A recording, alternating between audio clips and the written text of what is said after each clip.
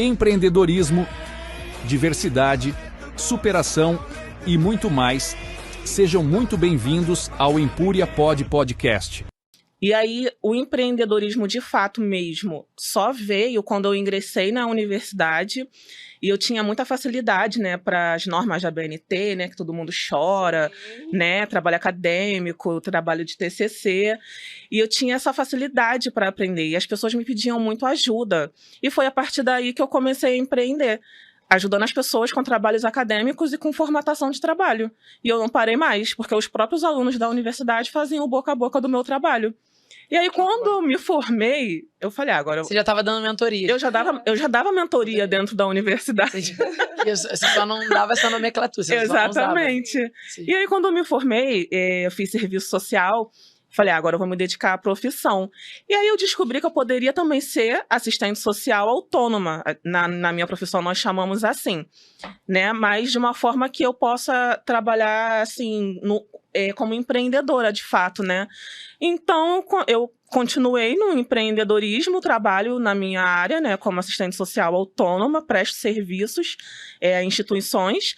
Mas também sou empreendedora e eu dei continuidade com os serviços de mentoria acadêmica, né? Foi meu primeiro empreendedorismo, oficialmente, né? Que me levou aí para o mundo, costumo falar assim. E depois veio os outros conhecimentos. Porque a mentoria, você lida com pessoas. Sim. Você não lida só com aquela situação que ela quer resolver. E você acompanha o resultado dessas pessoas. Sim, tudo gera resultado. Sim. E aí a própria demanda, né, de trabalhos acadêmicos foi me mostrando o quanto eu ainda precisava estudar para eu lidar com pessoas. Porque você não lida só com um trabalho acadêmico. E eu fui percebendo que o quanto a universidade ela vai danificando a mentalidade dos alunos. Porque eu conheci alunos que queriam se suicidar. É muito pesado. As pessoas não têm essa proporção.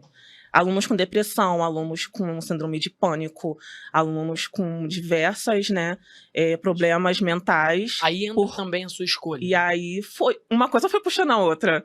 Porque eu sempre gostei de ser estudiosa da saúde mental, né? E depois veio o comportamento humano. Tudo veio, né, amarradinho para mim. E aí eu fui dando outros passos, né? Eu não abandonei a mentoria acadêmica, eu continuo com esse trabalho, mas também, paralelo a isso, eu continuei empreendendo, só que como terapeuta sistêmica, né? E depois eu fui palestrando. E assim foi. Dentro disso ainda, eu queria entender melhor, porque você foi uma patrocinadora do nosso episódio com a Bia. Sim. Inclusive virou uma grande amiga nossa, Bia. E eu queria saber de você sobre esse nicho, terapia sistêmica. Porque eu pesquisei. Quando eu comecei a pesquisar, quando eu fui pesquisar, a gente começou a seleção da segunda temporada. E logo você topou. Entramos em contato com você, você topou. E daí eu falei, não, vou parar de pesquisar, porque eu quero saber dela. Explica resumidamente pra gente sobre terapia sistêmica. Porque eu tenho... Sim. Eu me posiciono como cristão, só pra você entender, mas eu tenho fome de aprender, de conhecer sobre assuntos diversos, sobre crenças. E eu tenho certeza que o nome vem terapia, então é para ajudar, é para auxiliar, é para acalmar.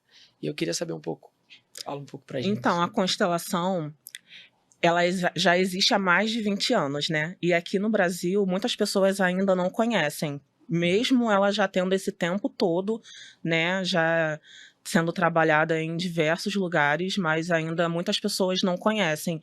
E diferente do que as pessoas às vezes correlacionam, não tem nada a ver com religião, né, ou com o que você acredita ou deixa de acreditar, é uma terapia.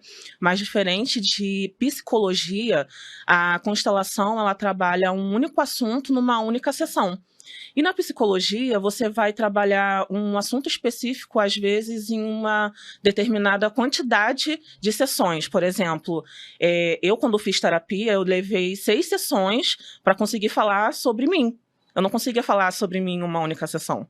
Então, hoje, na constelação, as pessoas não sabem disso, né? E o principal trabalho da constelação é a quebra do comportamento de padrões, né, que a gente traz das gerações anteriores para nossos dias atuais. Ou seja, da forma como você é ensinado, você traz isso para sua vida e assim sucessivamente.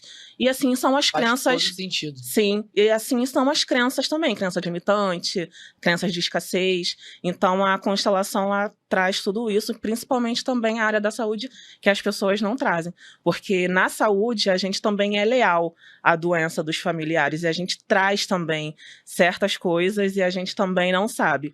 A constelação trabalha todas as áreas da nossa vida, né, na verdade. Ela é uma área muito ampla, mas tem essa diferenciação da psicologia. Sabia em uma que você ia saber única responder melhor. Em uma única sessão a gente trabalha, por exemplo, uma área organizacional, e na psicologia você vai levar mais um tempo, né? Porque na constelação você traz aquilo das suas gerações passadas, e na psicologia tem esse método. Empreendedorismo, diversidade, superação e muito mais.